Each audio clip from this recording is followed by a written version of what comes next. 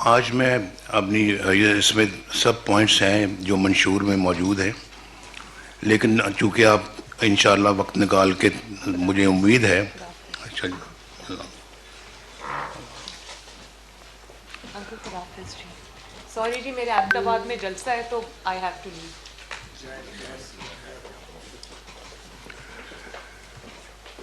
تو اچھا مریم، اللہ خدا حافظ. حافظ جی. اللہ حافظ.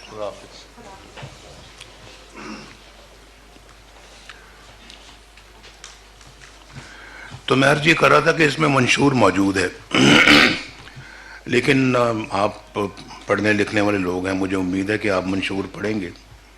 منشور ماشاءاللہ بڑی محنت سے تیار ہوا ہے، جس کے لیے میں محترم عرفان صدیقی صاحب کو اور مریم اورنگزیب کو اور جن لوگوں نے بھی اس میں حصہ ڈالا ہے، دل کی گہرائیوں سے میں ان کو مبارکباد پیش کرتا ہوں.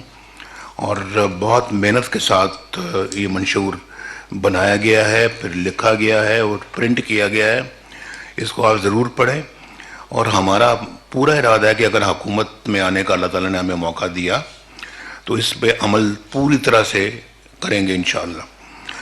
تو میں تھوڑا سا منشور سے ہٹ کے کچھ باتیں کروں گا، دو چار باتیں، یہ لمبی تقریر کا ارادہ نہیں ہے میرا. تو میں مثال دے رہا تھا کہ اس سے پہلے ایک مثال یہ تھی کہ 2008 سے لے کے 2013 تک پیپلز پارٹی کی گورنمنٹ تھی. بڑے ہمارے ان کے ساتھ معاملات تھے. چارٹر ڈیموکریسی کی بات کر چکا ہوں، ججوں کی بحالی کی بات کر چکا ہوں. وعدہ کرنے کے باوجود انہوں نے اس کو پورا نہیں کیا، جب تک کہ ہمیں لانگ مارچ کرنا پڑا. آپ کو یاد ہوگا کہ لانگ مارچ جیسے ہی گجرانوالہ پہنچا تو بحالی کی جو خبر آ گئی. شہباز صاحب کی گورنمنٹ جو ہے نا، وہ اس وقت انہوں نے توڑ دی تھی. یہاں گورنر رول لگا ہوا تھا. وہاں پہنچا تو جب ہم نے کہا، اب اس وقت اعتزاز احسن صاحب بھی میرے ساتھ جا رہے تھے، تو ہم نے باہمی طور پہ طے کیا کہ ہم لاہور واپس چلتے ہیں، کیونکہ جس مقصد کے لیے آئے تھے وہ تو گجرانوالہ پہنچ کے ہی پورا ہو گیا. جج بحال ہو گئے. لوگوں نے مجھے کہا جی کہ آپ لانگ مارچ کو لے کے جائیں اسلام آباد. میں نے کہا کیوں؟ کہ شہباز صاحب کی گورنمنٹ نہیں آپ نے بحال کروانی. میں نے کہا وہ تو میرا مقصد نہیں تھا یہاں لانگ مارچ کا، وہ تو اپنا ایک علیحدہ ایشو ہے، اس کے لیے ہم اپنی جدوجہد کریں گے، اور لیکن ہم اپنا اس کے لیے اسلام آباد ہم نہیں جائیں گے، لانگ مارچ کی شکل میں ہم وہاں نہیں جائیں گے. اصول تھا، ہم نے اپنے اصول پہ ہم نے عمل کیا. چارٹر آف ڈیموکریسی کی بہت خلاف ورزیاں ہو رہی تھیں، ہم نے اس کو بھی برداشت کیا. ایک بہت نامور صحافی ہیں کراچی سے، انہوں نے مجھے ٹیلی ویژن کے اوپر جو ہے نا وہ لائن پہ لیا. میں اس وقت ٹریول کر رہا تھا اسلام آباد سے لاہور، بارش ہو رہی تھی، رات کا وقت تھا. مجھے کہنے لگے جی کہ آپ اب اس حکومت کے خلاف کب لانگ مارچ کریں گے؟ اس حکومت نے تو پاکستان کا بہت برا حال کر دیا، تو کب لانگ مارچ کریں گے، کب اس کو ختم کریں گے؟ میں نے کہا میں اپوزیشن لیڈر ہوں، میں نے کبھی نہیں کہا کہ میں اس حکومت کو ختم کرنے کے لیے لانگ مارچ کروں گا، تو میں کیوں لانگ مارچ کروں؟ میرے منشور میں نہیں ہے اس طرح لانگ مارچ کر کے حکومتوں کو ختم کرنا. اور آپ جانتے ہیں ہم نے پورا موقع دیا، وقت دیا، حکومت نے اپنی مدت مکمل کی. جب مکمل کی تو میں گیا محترم زرداری صاحب کے پاس، صدر تھے پاکستان کے.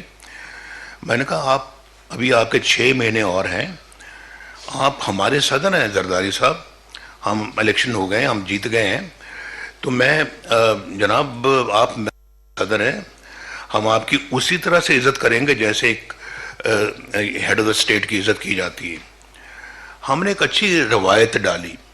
اور پھر آپ جانتے ہیں جی کہ ہم نے اس حکومت میں مل کر عمران خان صاحب کے دھرنوں کا مقابلہ کیا. پارلیمنٹ یک جان ہو کے اس کے خلاف کھڑی ہو گئی. اب مجھے بتائیں کہ یہ کہاں کی ڈیموکریسی اور کہاں کی سیاست ہے؟ ادھر سے حکومت ایک مینڈیٹ لے کے آتی ہے تو ادھر سے آپ اس کے خلاف دھرنے شروع کر دیں، اور آپ یہ زبان استعمال کریں کہ وزیر اعظم کو ہم وزیر اعظم ہاؤس سے اس گردن میں رسا ڈال کے کھینچ کر لے کے آئیں گے. اور کہاں لکھا ہوا تھا کہ آپ محترم قبلہ حضور طاہر القادری صاحب کے ساتھ آپ اپنا جو ہے نا وہ کریں گے, جو ہے وہ کیا کہتے ہیں اس کو,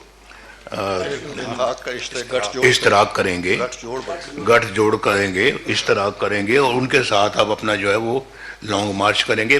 کیا واسطہ طاہر القادری صاحب کا پاکستان کے ساتھ؟ وہ کون ہے پاکستان کی سیاست کے؟ ان کے ساتھ آپ گٹھ جوڑ کر رہے ہیں, اور بھی افراد اور عناصر بیچ میں ملے ہوئے تھے.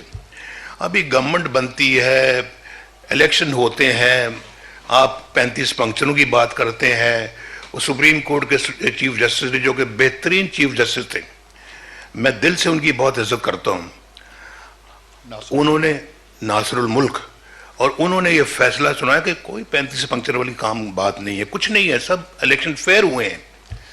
اور میں جا رہا ہوں بھائی آپ کے پاس وہاں پہ بنی گالا میں, بطور وزیر اعظم بنی گالا جا رہا ہوں, آپ کے ساتھ آپ کے گھر میں جا رہا ہوں.